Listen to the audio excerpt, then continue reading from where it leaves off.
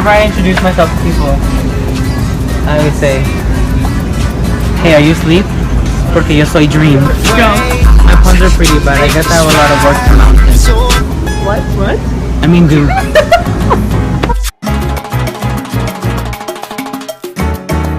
Hi, I'm Sebastian and I identify as Colombian. And I'm Rebecca Schlafke, and I'm Cuban American. When I think of home, I think about my mother. When I was little, she was the one that took care of me and my brother. And so, always having her around, just whenever I see her, I get a really warm feeling. Like, mine's sort of similar. So, like, wherever my family is, or wherever, like, people that I feel comfortable around, so whether it's, like, friends or actual family members, like, it's just a very homey feeling, especially, like, I've moved a lot, so, like, a lot of times, like, I don't have a solid group of, like, stable, like, friends, especially when I was, like, little, so, like, wherever my family is normally, like, where I feel most comfortable, like, at home. I know that somewhere in my family, in my household, somewhere, there's a picture of my mom and her sister when they were little and, like, really, really close to when they moved out of Cuba and when they left to the United States of America. But, like, I'm not really sure what the picture looks like. I just know that it's there, but, like, it's really, like, representative of, like, her story, because she was, like, 9 when she left Cuba, and she had absolutely no idea why. Because when you're 9, you don't understand politics or, like, reasons that you're being taken away from every single person you know. It's a picture of her and her sister together right before they left, so they knew that they wouldn't see their friends ever again. So, like, to have that picture of them together is, like, really powerful to me for some reason. My object, I don't have it because I couldn't find it, but I know my mom has it. It's a bracelet that my grandmother gave me when she came from Colombia the first time she came, and it has the Colombian flag on it, and I wore it all the time when I was little, and I just stopped wearing it because, like, one day I forgot to put it on, and, you know, I'm attached to it even though I don't, like, have it all the time, because it's something, like, from my childhood, and it's also something from the country that I'm from. Like, in a way, it does symbolize assimilation to an extent, because it could have been me just forgetting it, or subconsciously, like, I stopped wearing it because I was trying to learn the English language, and people, like, no one really got annoyed by it except from, like, my kindergarten teacher. She was always like, "I can't understand you," and it was just her, and, like, my parents would always be like, "Oh, she's so racist," and I was like, Well, yeah. yeah, you're right. I didn't realize that when I was little, because, like, you don't really, like, see that when you're little, and so, like, hearing my parents say that, I was like, oh wow, no wonder I stopped wearing it. First of all, I've never been to Colombia, even though I've really, really wanted to go since I was little. So, like, whenever my family comes to visit, I feel, like, kind of different and alienated, because everyone in my family was born in Bogota, Colombia, except for me. And I was born in Boston, and I learned Spanish here, and obviously it's my first language, but, like, to an extent I still feel kind of uncomfortable talking to them in Spanish, because, like, what if my Spanish isn't good enough? And, like, what if they judge me because I can't speak like they do? And, like, when I was little, like, my parents were like, "You sound like a gringo," and, like, that, like, not my parents, but my parents told me that my family thought I sounded like a gringo, and so, like, when they told me that, I felt so ashamed. And so after that, like, I just kept speaking Spanish at home, like, I didn't stop. And, like, after taking Spanish at PK, like, everyone in my family, they even noticed and they told me your Spanish has gotten a lot better. And so, like, it made me feel accepted in a way, but I'm still uncomfortable because of what they told me when I was little. Going to Cuba, I feel like in some way I'd be like, so my grandparents passed away when I was little, and they lived in Cuba until they were like 50 something. So they were there their entire lives, and I feel like the awful, awful things that they went through, like, in some way, if I went back, I would be, like, stepping on their toes and being like, "I don't care what you went through," which is so not accurate. Like, I look white. I don't typically get the, like, "Oh, you're Hispanic, let me, like, discriminate against you." Like, that doesn't happen in my life. But in some way, like, I'm sort of, like, conscious about that, because I am Cuban and I loved Cuban culture and I identify as Cuban 100%. And I wish that like people, it's kind of uncomfortable when you're like, yeah, my mom is Cuban, yeah, I understand Spanish, and people are like, oh, but you look white. Like, yeah, I look white, but why does like the color of my skin have to like... Doesn't make you any less Cuban. It doesn't make me any less Cuban, like at all. Like I, sort of similar to Sebastian, except Sebastian's Spanish is way better than mine. Like I don't speak Spanish at home, although I should. But like I understand it and I still consider it like a part of who I am. It's just I'm not good at it. Like I was born in Miami. I lived there until I was 9. And then I was moved to Gainesville where no one speaks Spanish. Like being taken away from somewhere where like Spanish is actually like the primary language in Miami to somewhere where it's not even spoken a little bit, it's like really hard to practice it and to remember.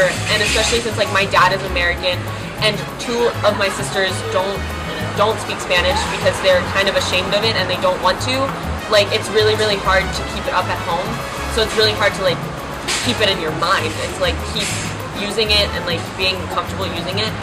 I wouldn't go back to Cuba because the awful things that country has done to my family to make them move away from their homeland and to make them in some way like forcibly make them not Cuban is sort of like wrong to me. In Miami, you go to Spanish class every single day, whether you're 5 or 15. Like it's not an option. There's no distinction. There's no distinction because in order to make it in Miami, in order to live there, you have to know Spanish. You have to know both. Like you're not going to be able to make it in that city if you don't. So like being there and taking Spanish from the time I was 4 to 9 and then moving out of Miami and moving to Gainesville and not having Spanish from the time where I was 9 to 14, like it took longer for me to learn Spanish than it did for me to forget. Like it's so easy to forget something when you don't use it, and it's so much harder to learn. It's like teaching an old dog new tricks. Like it's actually true. Like to learn something when you're older is so much harder because you already have so much information in your brain. So these kids in Latin America and in Europe who are starting to learn multiple languages, Spanish, Italian, English, at the time, like from the time they're born, like they're gonna make it so much farther in life than we are over here in America because they have a global mindset. Because they have a global mindset. They can go to any place in the country or in the world and they may not know it fluently, but they know enough to like make it. Mm-hmm. And as somebody who lives in America, I feel like it would make more sense for America to teach multiple languages because it's literally a melting pot. Like to have somebody who knows multiple languages in America can go anywhere in America and run into anyone of different descents, of different backgrounds, of different ethnicities and be fine. But to expect people from other countries to come here and speak English is one of the grossest things I've ever heard. It's literally awful. Like, why should they have to come to our country and speak English and then we go to their country and they still have to speak English? Mm-hmm. Like, that is wrong in so many ways and it bothers me because I know that like my family, when they came over here, they had to learn English. My mom was held back a grade because her 5th grade teacher couldn't speak Spanish and her 4th grade teacher could. Like, that's not fair. If somebody had known Spanish when she came over, it would have made her life a whole lot easier. She would have graduated sooner. She wouldn't have felt so insecure or so like she wanted to become American. She lost her accent when she was like 8. She spoke nothing but English outside of her house. She wanted her parents to learn English just to make their lives easier. And just like, I don't know, I just think if everybody spoke a little bit, just a little bit of every language or of like languages that are very, very prominent in the world, it would make everybody's life a whole lot easier and it would be just consideration. Like that's just considerate. Language is a very important part of somebody's identity because it's literally the thing that they use every single day. Mm-hmm. You can have food, but you can, like, if you're Cuban, you can eat Cuban food every single day of your life, but there can be one day where you eat, like, American food. You're speaking that language every minute that you're, like, breathing, actually. Like, it's such an important part of your life, and to have somebody take that away from you unintentionally, but sort of intentionally, is not right. Okay, so, talking about assimilation, if anything, me and my brother assimilated first out of our whole family because we were the ones that were going to school constantly and like always being, always interacting with like American culture and all of that. And the only time we had to be Colombian was at home. We had to assimilate with like American culture at our schools, and so we had to find a way to maintain our Colombian culture at home, but also like once I went to PK Young, because I moved from elementary to middle school, there was a point in time where I like just stopped turning the switch off and on, and I just kind of like was who I was from home to school and vice versa, and like there was no change. And so like I started including Spanish more into my vocabulary at school, and like started speaking more Spanglish and all of that, and like people were fine with it, like it didn't matter. And like there were even people that understood it and like also did it as well. It was great to be able to go somewhere where I didn't have to assimilate as much and I could still preserve a lot of my culture and my heritage from home.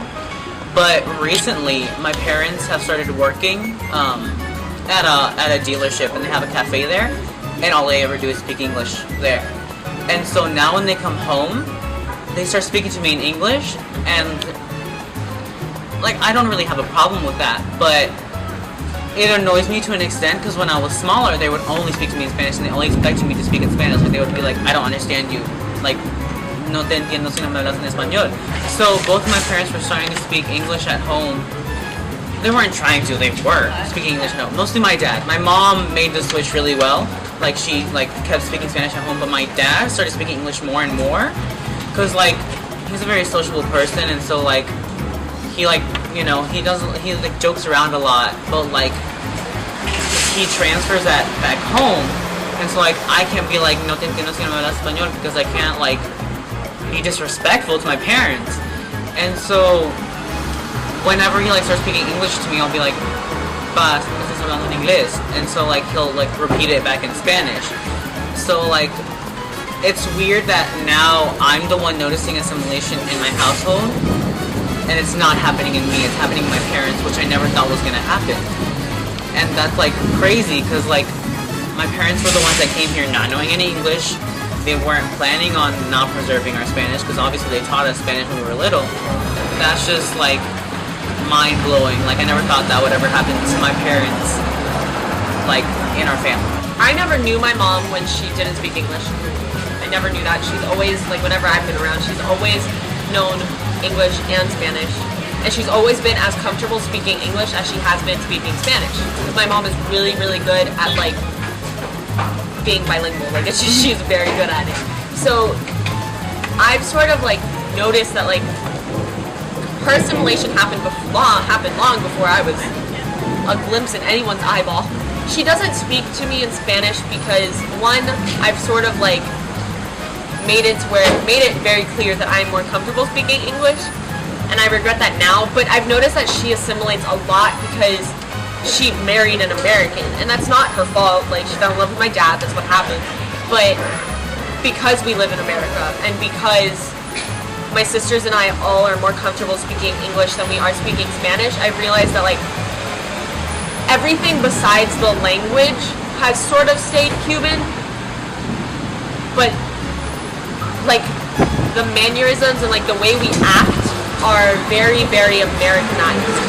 Like, especially since we moved to Gainesville. Because in Miami, you can get away with being loud and obnoxious. It's normal for people to walk around with like a Cuban flag like hanging from their car. Like that's normal. But in Gainesville, it's very, very, very American. And although like Gainesville is a very like liberal community and Miami would be considered more conservative, it's very Americanized. And like you have one restaurant that serves Latin food. One. When I lived in Miami, and even when I go back now, like I don't do it intentionally, but it kind of is like a switch in my brain where I'm a completely different person in Miami than I am in Gainesville. Very different. I have like an accent, like the Miamian accent. I say things like pero like all the time. All the time. Because it's just like when you're surrounded by people who do the same thing, it just happens. And especially since I did that all throughout my childhood. Like it's always been like sort of Spanglish, mostly English. Like I didn't know how to say hair tie until I moved to Gainesville. Like, I didn't know what it was called. Like, it's always a colita to me. Like, that's always what it is. And like when you're a mom and like a mom like on the side of the road or whatever, or like in a store, like tells her child to like blow their nose into a tissue. When I was growing up, it was always sopla. I sort of had to like train my brain to not be Miamian or Cuban, because it's just, people look at you weird, especially since I look white. Like, I don't look Latin. We were in the line of this consignment shop, and these two ladies were like making fun of something about my mother. Like, I don't know if it was her shoes or her outfit or whatever, but they started speaking Spanish, and she walked up to them and she was like, listen, I know what you're saying and I don't appreciate it, so walk away. As a Hispanic child, you do not tell your mother to shut up. You do not disrespect your parent. You do not like Call them by their first name. You do not call them by their first name. You eat the food they give you. So to have a group of people that understand that and that understand like the stress that you go through as an ethnic child, along with like the struggles you go through and like the great things you go through, like amazing parties and amazing food, like Seasoning. right, to have people that understand that and that get that is just a really like good thing. When I got into Spanish in 8th grade, that was the point where I like stopped assimilating. I was like, oh, I can be who I am at home. It's great. And also like there was like Gigi and Lindsay, and like they understood what it was like to live in a household where like it was very similar to how I grew up. It was nice to have a society that, like how Rebecca said, they understood like what you grew up with and like what you live with every day, and like you can like bond over that. And it's like, I'm glad I was in Hispanic Art Society, because like it like I always look forward to going there during lunch, because I was like, ooh, I can like be myself, I can speak some Spanglish, it's all good, people understand me. I'm glad that it exists for all the Hispanic students, so that we can all like come together and like just be like represent our cultures, and like it's just great. Especially with Santi, like she's just amazing. Like she lets students be whoever they want to be. Yeah. Without like question. Most teachers are like, okay, don't be a trouble child, be respectful, like Follow the textbook. follow the rules, be very like reserved. This is what happens and this is why it happens. Santi is completely opposite. Like, yeah, she's the strictest teacher at our school, 100%. She rules the school, everybody's scared of her. But if you go to her and you're like, I believe this and this is why, and somebody's telling me to believe something else, she would back you up 100%. She also like makes the classroom a home. Right. 100%. Like, I have never felt more comfortable, other than like the performing arts room, than that classroom. Yeah. Because like she just makes it so welcoming, and so like you be who you are, like don't worry about it. And like she challenges us to do things. Like we'll ask her if this is okay, and she'll be like, okay, what else do you want to do though? And so like she won't just let us do the minimal amount. She wants us to do the max. And as students, you don't just want to do the minimum for a teacher like that. So you want to do more, so that you can show them that like you really do care. And so like she's just a teacher that's like so like amazing, and like challenges her students, and it's just great. Break or debunk one stereotype against Colombians and Cubans. First of all, we're not all in the drug cartel. So let's just clear that out. Let's just like get that out of the way. Most of us are allowed, so JK, not gonna take that back. But like, yeah, most people think of Colombia, they're just like, oh, drug cartel. Like, no. Anyways, there's only a small percentage of people in Colombia that like are part of the drug cartel, and like the rest of us are just normal people. Like, we're just normal Colombians, living our life, cocinando arepa por la mañana, like, that's it. One, not all Cubans are conservative Republicans. A lot of them are. A lot of the old ones are, because you have to understand, communism is very left, so Cubans who lived through that atrocity would like to get as far away from that as possible, so they go very far right. Even though some like right policies are not favorable to any ethnic person at all, but it's sort of like a security thing. On the same hand, not all Cubans are communists, and not all Cubans like Fidel Castro. Most of them don't. The ones who do are still in Cuba. The ones who are here, no, not at all.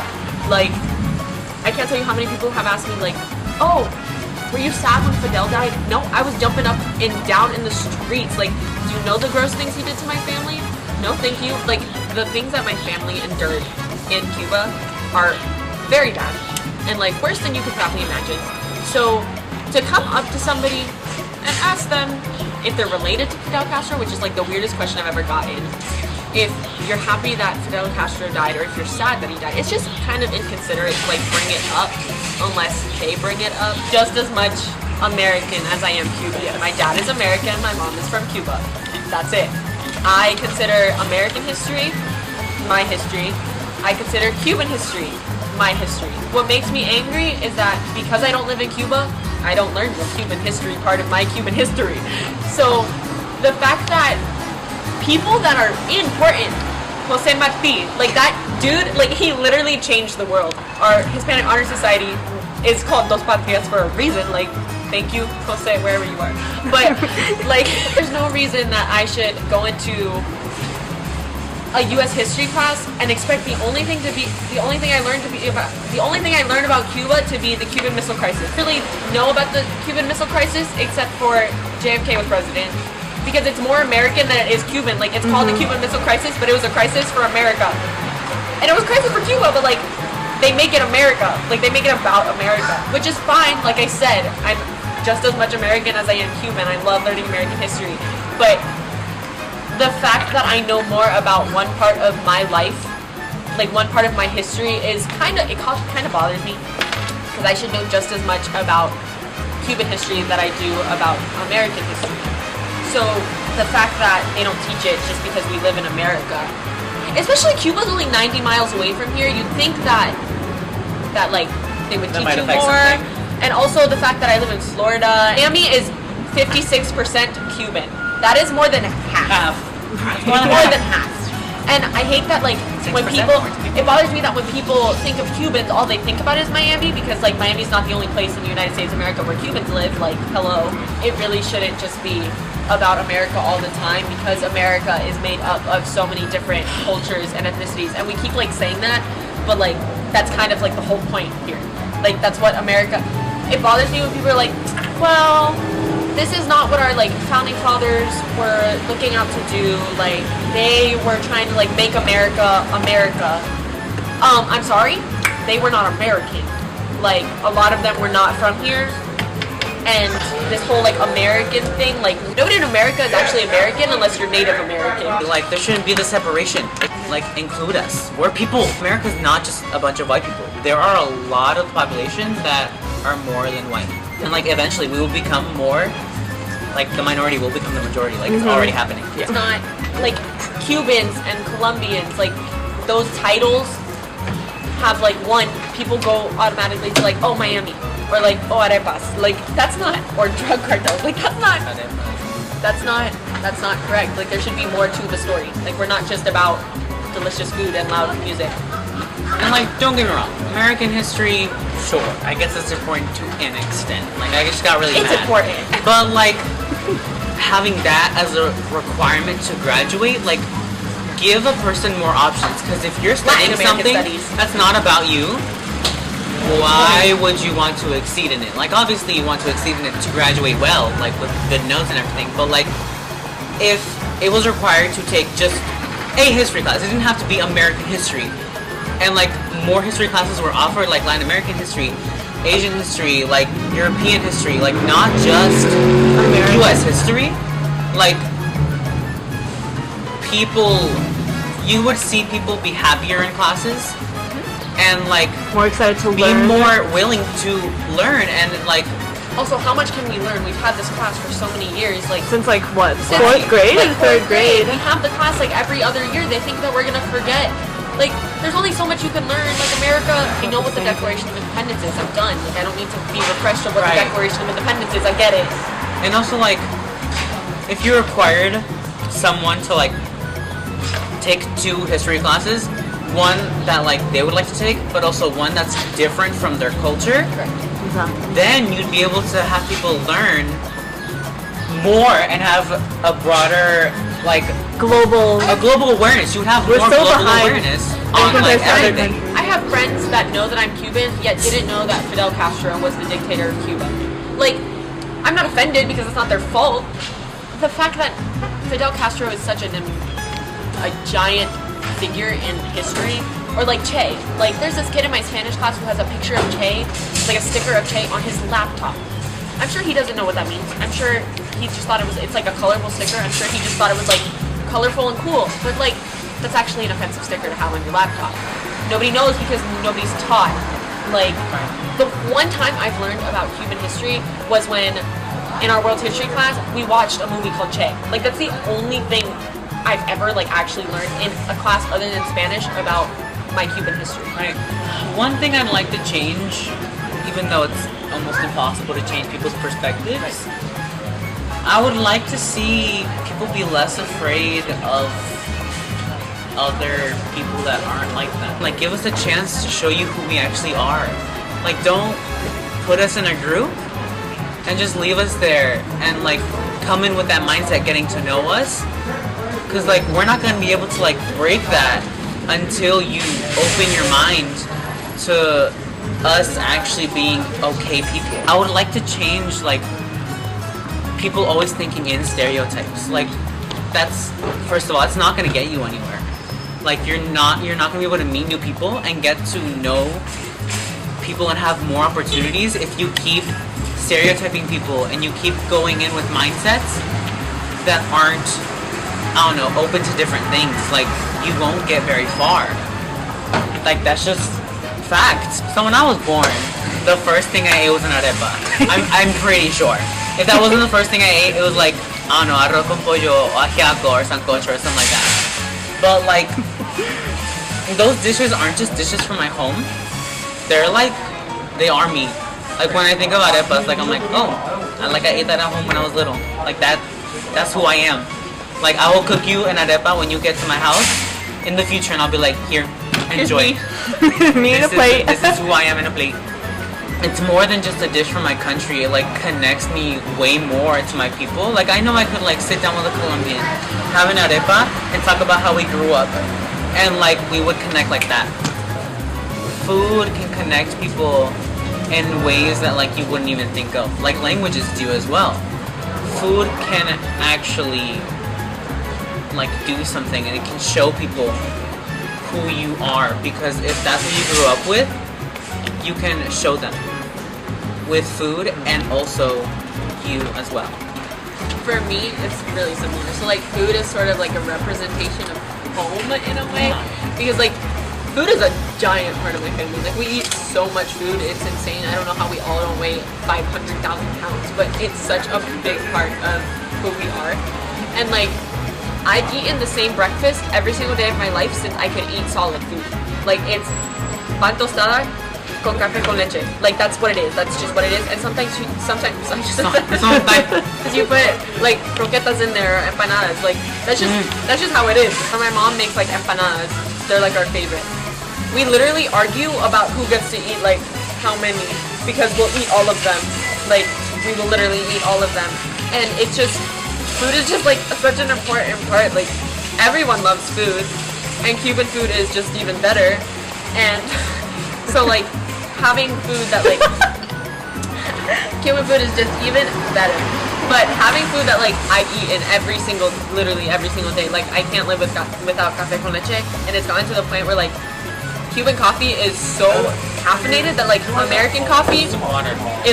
Another TV show that I love is called One Day at a Time, and like nobody really watches it because it's a Netflix original. Sebastian, stop. But it's like crazy because the storyline, like, there's only one season so far, and the storyline is so accurate to like my life. Like, it's crazy. And like, to hear, so Rita Moreno plays the grandmother, and she is so much, she reminds me so much of my tia. Like, it's insane. Like, they both like get up and like put salsa music on and dance around, and they both always have to have like lipstick on. Like, they carry their red lipstick, and it's even like little things, like their lipstick comes in like a shiny like silver casing. Like, it's not like a matte color. It's not like the new types of lipsticks from like MAC or like The same one. things that you would buy today like at Ulta. No, it's like literally the same type of lipstick that they've been using since they grew up, and it's like the same shade. They wear the same perfume. Like, she reminds me so much of my tia and even my abuela that it's like mind blowing. She plays a comedic role, but there's a part that I remember where she got very serious about like her move from Cuba, and it literally crushed my heart because I have family members that went through things that are very similar. Like she left her family behind, and like that hits me right at home because like I could never. I'm a very family oriented person. I love my family. I could never, like my sisters live not in Florida, like I have a sister who lives in North Carolina and two who live in Washington State, and I go crazy missing them, and they're literally in the same country, and I can see them whenever I want because of FaceTime or because of plane tickets. Like when my tia and my mom left Cuba, there was no plane ticket to Cuba. If you left Cuba, you never went back. There's no FaceTime, there were no phones, so, and if you sent a letter, you didn't know if it got there because the government controlled the postal service and read your letters, so you don't know if they got it. So like you did not communicate with your family at all.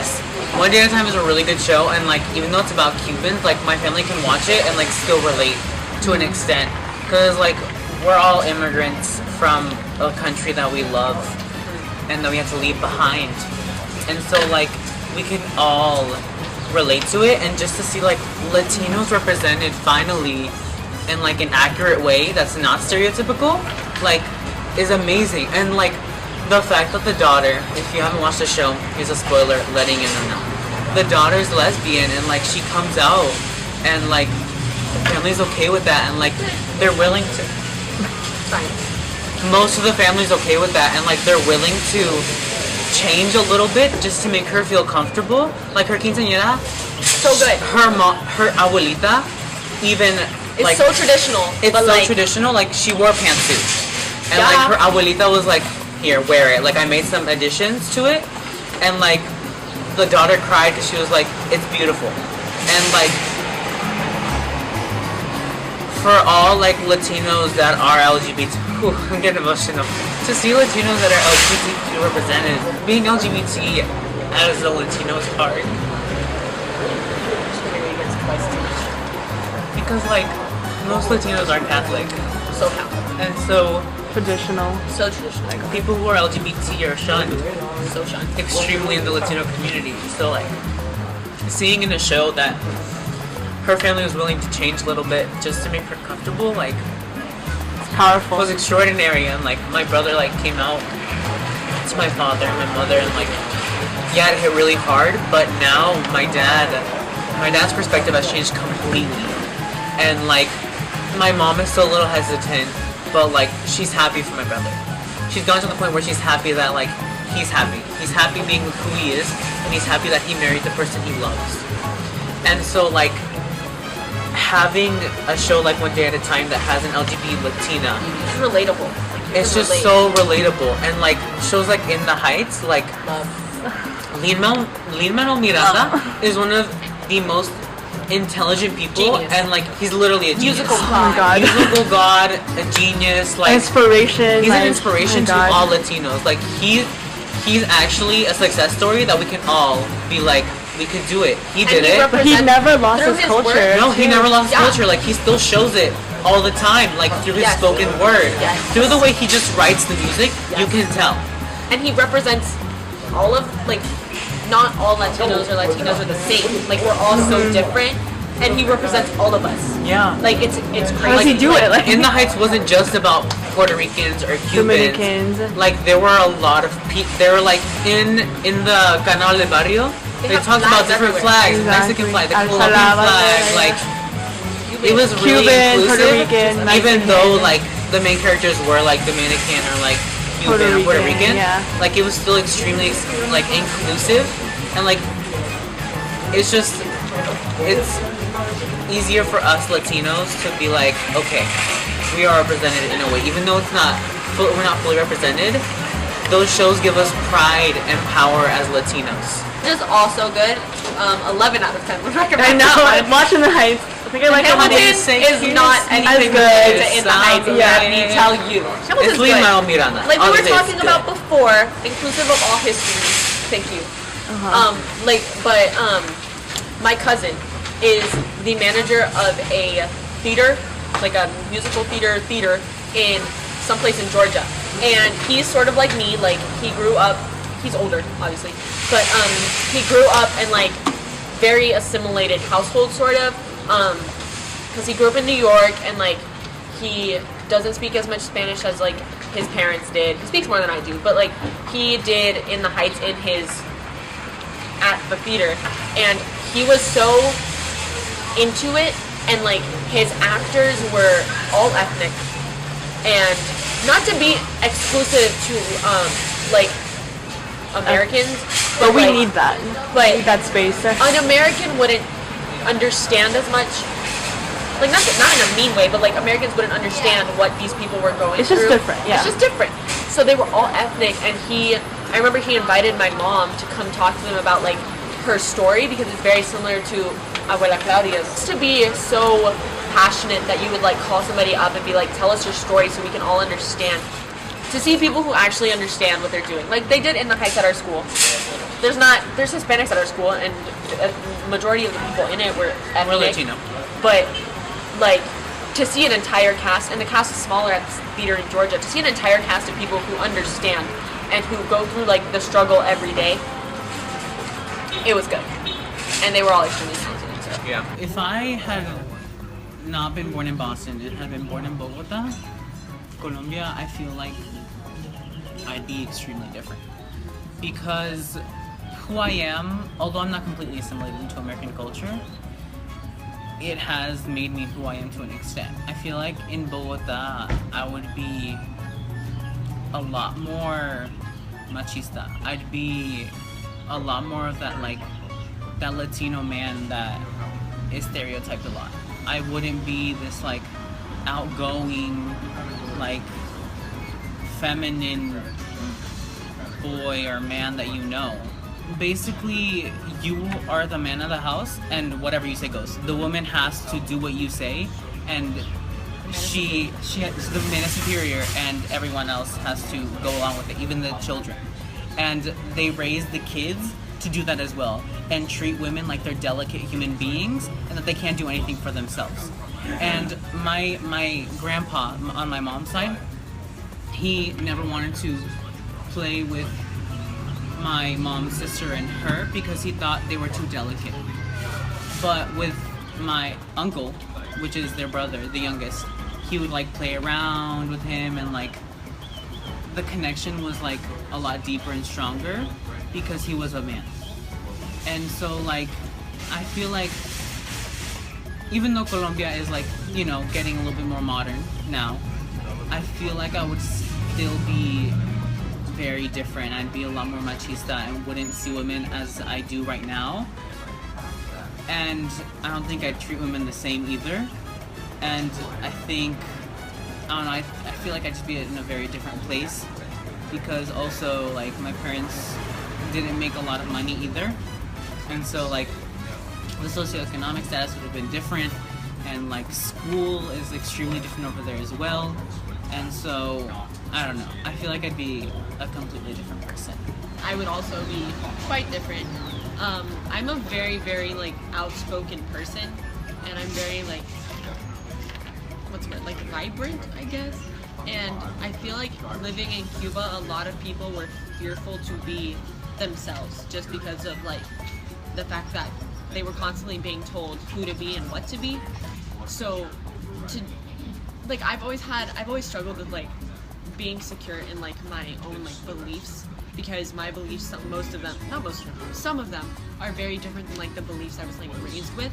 And so if I would have been born in Cuba, if I would have lived in Cuba, that would not be the case. Similarly, like I wouldn't be an independent person. Like I'd be very reliant on other people and reliant on what other people say, and just not myself.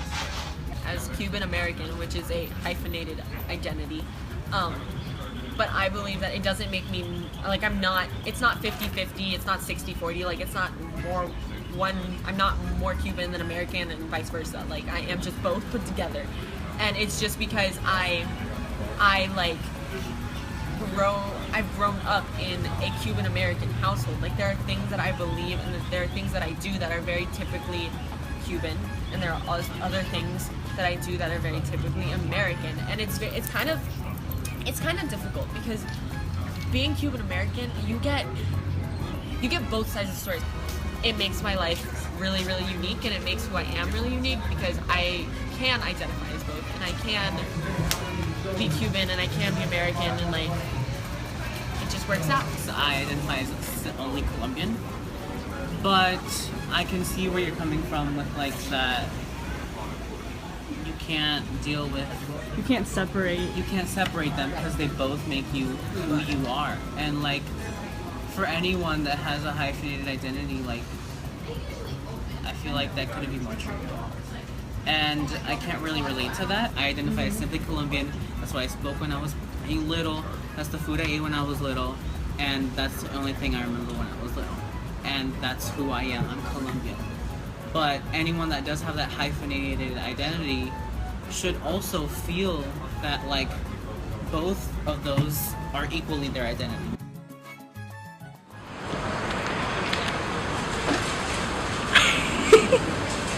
I don't know if I like it. The texture is weird. Like it's. That's probably what it is. The texture. Yeah, the texture is really That's what I weird. love the most. Like they have flavors that change every day, and like they don't even have the ones that I want by nighttime. Oh, I thought you were talking about politics. I got ice cream. Extent, because whenever my family comes That like here, my family comes here from Colombia, and that's Florida. and so we had to find a way. We had to find a way to. Yeah. Oh my gosh, my abuelita was like, "No vas a comer?" And I was like, When I get back. "I already ate." When I get back. Like, constantly trying to feed me so much. So and like, good. I was fine with that when I was little, but like, yo. But it's so good. It is really good. I'm just for it. Like we eat an entire pig on Christmas. Like no Yeah, joke. Like lechon. lechon. Lechon. We're all immigrants, yo. right. We get the job done too. So. Right. So just the fact Sometimes that like even better. it's not like Cubans and Colombians like those. It's fine. Everything's fine. I'm fine. The most important thing in a relationship is honesty. Okay? Honesty. If you're not honest, then There's not gonna be any There's not gonna be a tea. good. Apparently, there's a new person at school called Era, and I'm like, Era who? Era who? I just waiting with that sweet one. Dang it. Dang it. I'm Hispanic and they're so extra with their wedding, so I can't elope. Dang it. Debating with my friends, they're like, "You're so salty," and I'm like, "No, I'm not." Then I say something real salty, and they're like, "See, salt." But like stay woke, friends. Yeah. Wokismo. Wokismo. Wokismo.